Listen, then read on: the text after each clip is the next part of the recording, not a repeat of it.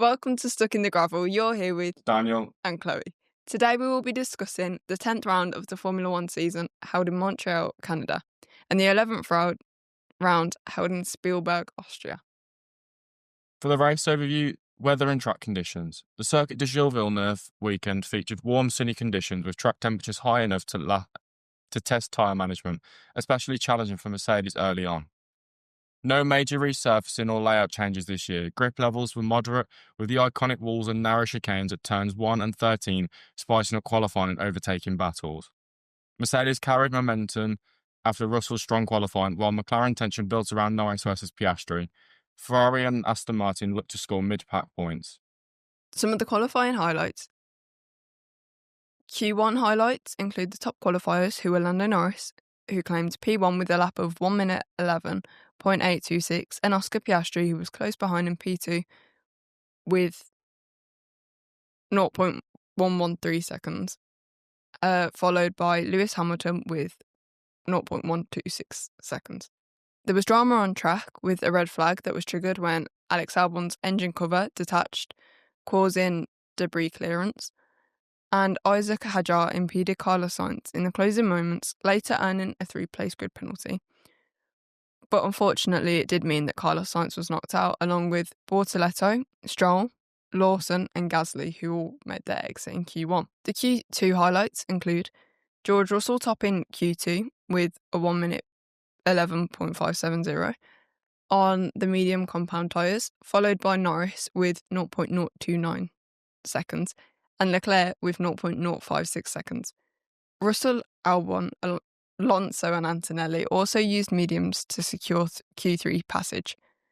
Tsunoda was eliminated and he also received a 10-pace grip drop for a practice session infringement, along with Colapinto, Hulkenberg, Behrman and Ocon, who were all eliminated.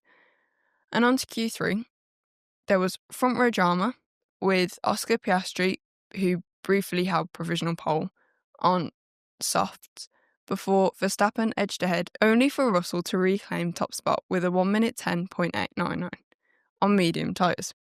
Verstappen was second with 0.160 seconds, and Piastri third with 0.221 seconds, followed by rookie Antonelli, who showed strong pace, 0.492 seconds off the optimal lap.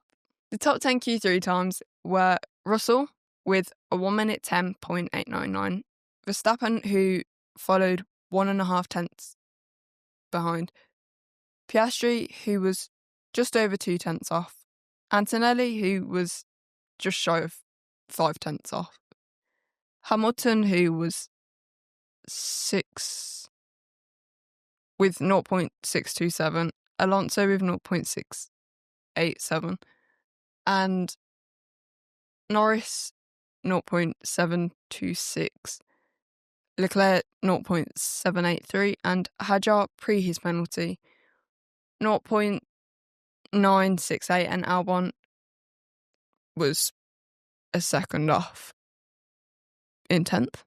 Yeah. Russell defended strongly into turn 1, maintaining the lead despite Verstappen's push. No major first lap incidents, though Hamilton's car suffered floor damage after hitting a groundhog on lap 12.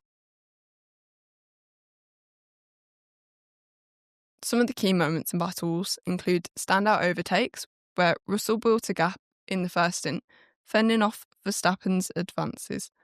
Mid-race, Antonelli showcased promising pace, slipping past Alonso and Leclerc. Pit strategy. A two-stop strategy unfolded, with Russell delaying his second stop until lap 43 to maintain position and tyre advantage, keeping Verstappen at bay. Ferrari's Leclerc and Hamilton split strategies suffered from overheating, prompting extra stops. Safety cars and virtual safety cars. Norris's crash into Piastri on lap 66 triggered a safety car that lasted till the end. Under this, Russell braked to warm tyres, briefly allowing Verstappen to pass ahead. Red Bull protested, but the stewards rejected it.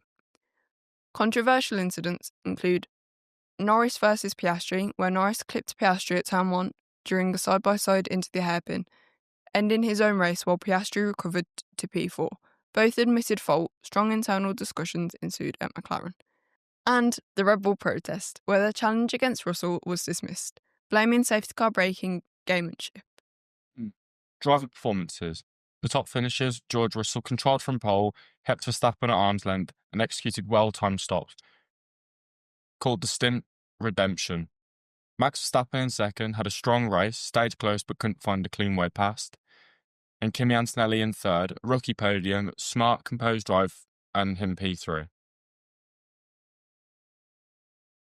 Leaving the top three, Oscar Piastri was in P4 with clean pace, and he stayed calm after the Norris incident, extended his championship lead to plus 22 points. As Charles Leclerc in P5, brake temperature issues stalled his recovery from P8 start. Fernando Alonso in P7 was a solid run for Aston Martin, finished just behind Hamilton.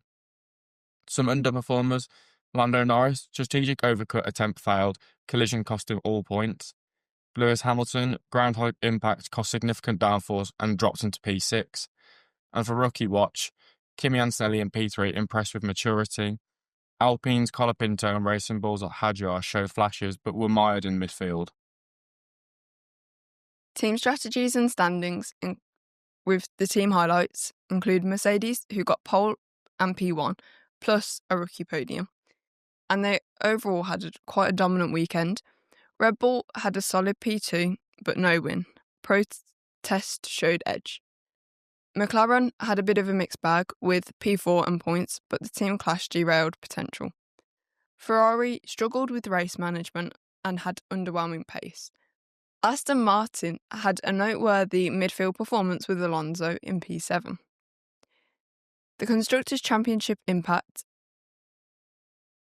Mercedes gained valuable points, and McLaren was still strong due to Piastri's haul, but internal clashes hurt.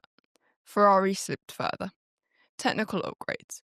No notable behaviour shifting upgrades debuted in Montreal. Mercedes' medium tyre performance stood out as their current strength. Some fan reactions on social media. Social platforms lit up with dramatic memes of the Norris-Piastri clash and Russell trolling Verstappen during safety car sequence. Many users appreciated Antonelli's poise, 18-year-old kid on podium, unreal. Hamilton was emotional on the radio, that's devastating, after realising he'd struck an animal. Norris admitted that it was all his bad and his fault, and it was stupid from him. Mercedes, radio under safety car, watch temp, Verstappen's right there, tension's palpable. Ted Kravitz at Sky F1/GP blog criticised the move as unnecessary and risky. It was clearly odd, limiting the damage with P4 was the goal. Losing points was unnecessary. He suggested the clash might have shaken team principal Andrea Stella. From former F1 drivers, Julian Palmer described it as a clumsy error but saw a silver lining. Norris had been faster up to that point. Nico Rosberg and Julian Palmer via AS. Rosberg warned that pressure exposes Norris's mental fragility, calling Piastri the more stable title contender. And Palmer echoed this, noting Norris's misjudgment seemed desperate, though he's still hopeful given the pace shown earlier. Jenson Button, more forgiving of Norris. Lewis and I crashed in 2011, these things happen. He praised Norris's confidence and pace, seeing the mistake as another step in learning. In Villeneuve's opinion, Piastri played it a bit nasty. Villeneuve criticised Oscar Piastri for subtly drifting left under braking as Norris attempted the pass, calling the move a little bit nasty and implying that Piastri contributed to Norris's misjudgment.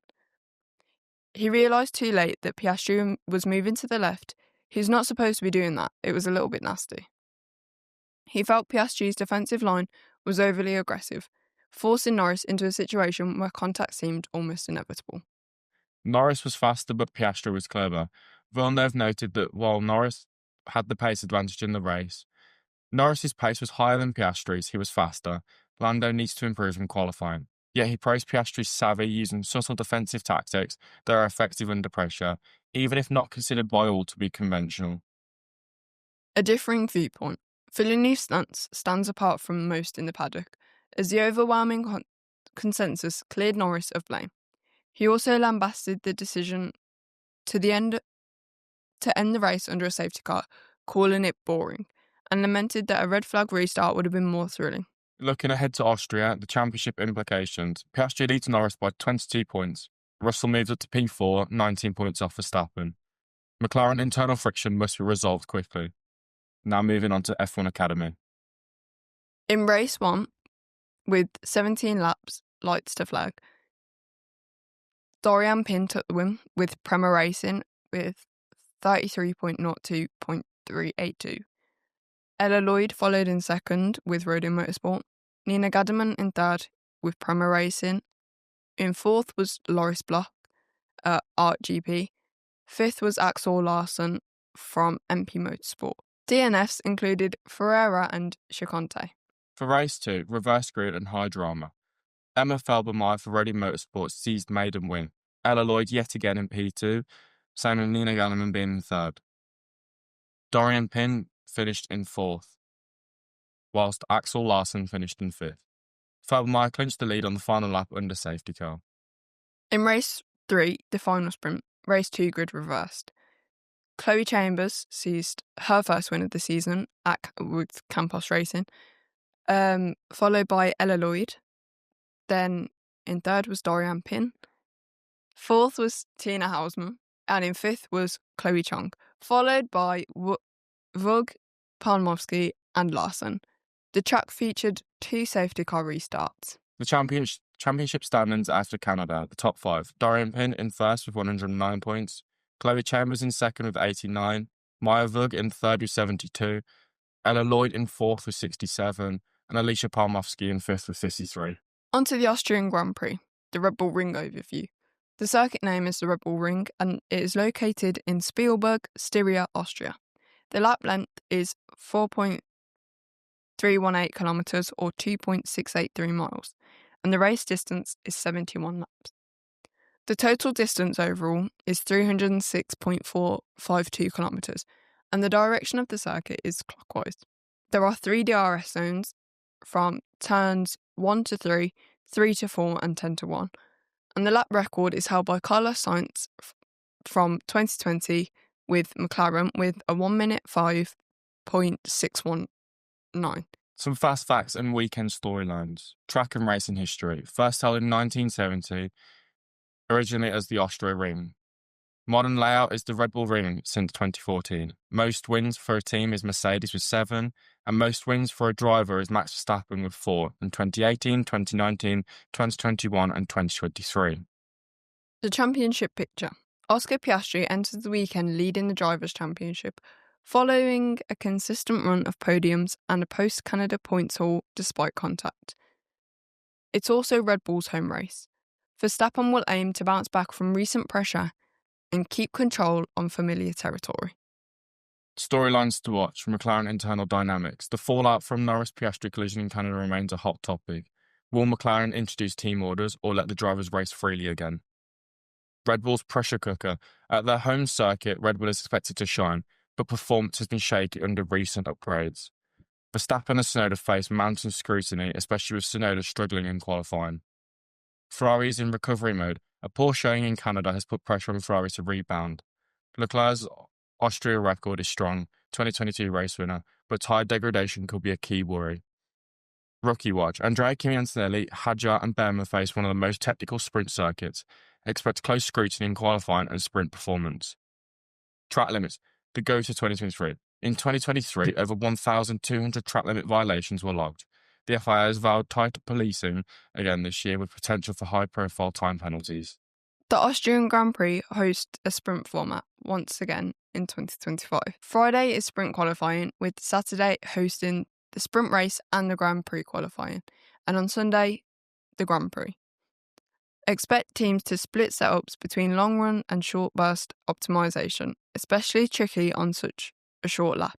Upgrades and tech talk. Mercedes are rumoured to bring new rear suspension tweaks to improve low-speed traction. Aston Martin arrives with floor updates, trying to fight back into Q3 range. Racing Bulls, or RB, have quietly outperformed expectations and aim to keep AlphaTauri's legacy strong at the Red Bull-owned track. For weather watch, rain is likely at some point in the weekend, particularly Saturday. Variable weather could mix up the sprint and Q3 shootouts. Austria's mountain microclimate means rapid changes are always possible. And the drivers to watch are Lando Norris looking for redemption after Canada crash, Carlos Sainz, Austria often suits his smooth style. George Russell, quietly gaining momentum in both quality and race pace. Yuki Tsunoda is known for being strong and having good drives at the Red Bull Ring, and Antonelli needs a strong showing after a mixed start to F1 career, but also coming off the back of a podium at Canada. So, on to our predictions.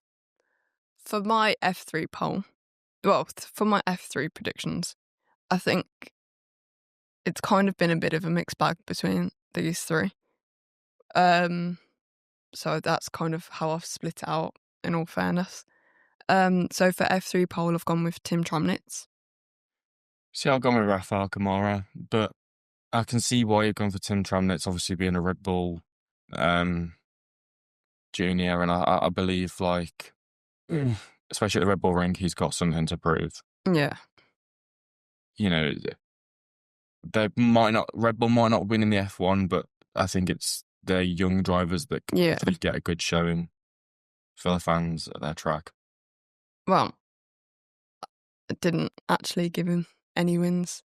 I said that for the F3 sprint, Rafael Kamara was going to win. Yeah, I said the exact same.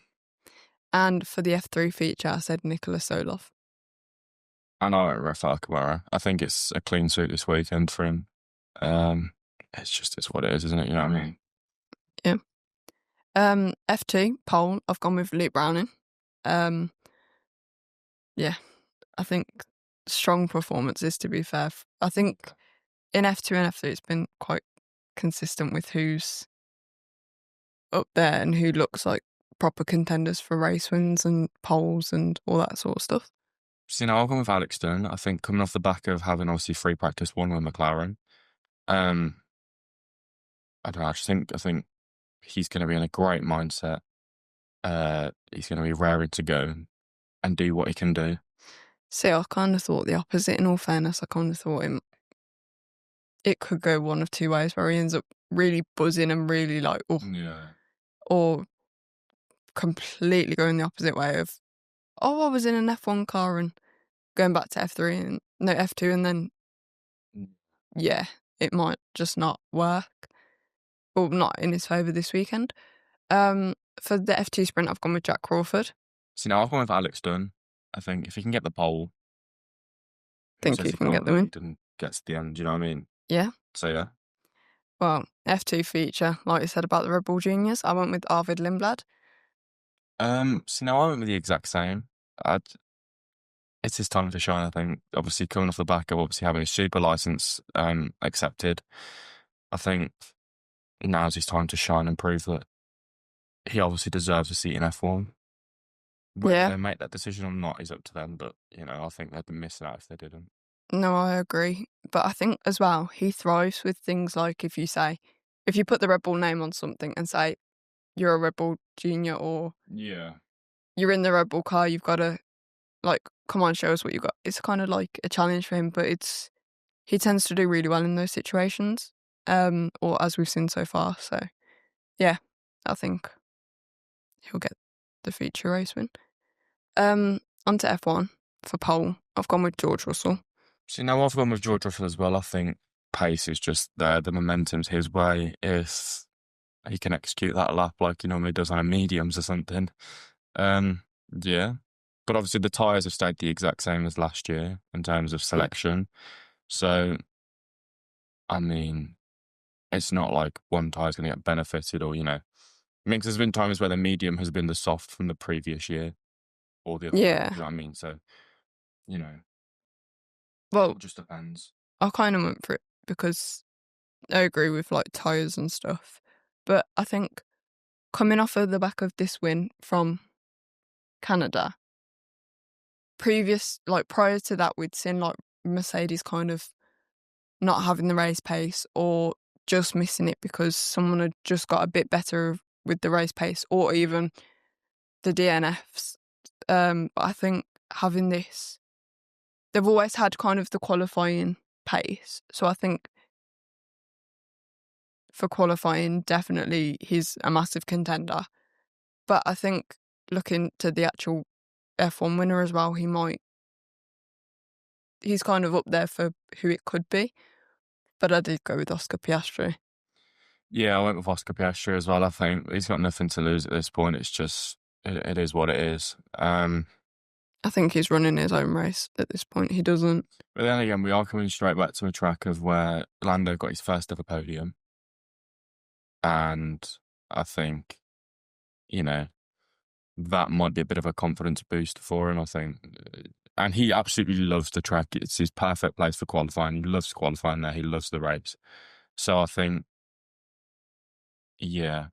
I'm obviously going to stick with Oscar Piastri, but I think there should be some eyes being kept on Lando because we need to see where he is. Yeah, I agree. I think that, I don't know, I feel like Oscar's just... It's a mind game. This is all it is. It's just Yeah, a mind game. I think... In overall pace, I'm going to sit there and say Lando is faster. I agree, but I Race think... pace is faster. Lando's proved that in qualifying he's faster. But obviously, this season, at the moment, I'd say, they've been very close. They are pretty much equal pace when it comes to one lap pace, qualifying pace. But Lando is either overdriving the car or making the slight mistake that messes him up. So, I mean, once he gets out of this scenario, whatever in his head, where he keeps trying to force something out of the car, he needs to just let the car do its thing, have some faith in it and trust it. I think we might see that he jumps ahead by maybe a tenth at a push. I don't know. But yeah, I think we'll eventually get to a point where one of the drivers their qualifying paces will skyrocket ahead of everyone else. Yeah, no, I agree. But I think with Lando, I think that as much as he's been really good with in terms of like managing sort of pressures and stuff, I think the pressure's kind of getting to him again. And I think it's kind of that some of his moves might be a bit desperate and some of them might be a bit like not well thought out. But I think that's the main struggle between him and Oscar, because as much as Lando does have the race pace and stuff, he also kind of has a self-destruct in him in terms of like he'll go for the win, which is obviously great, but like we saw at Canada, he went for something that might not have been a great move and might not have been well thought out. Yeah, I mean, but I have got to say that Nico Rosberg and Jenson Button have both said that they see Lando in themselves. So, all the other way around. Yeah, they see themselves in Lando. Yeah. So it's just a case of mental. It's just a mental Yeah. he needs to get over. Obviously, mental health can play a massive impact, but... No, I agree. Thank you for tuning into our podcast. I've been Dan. And I've been Chloe. And this is Stuck in the Gravel.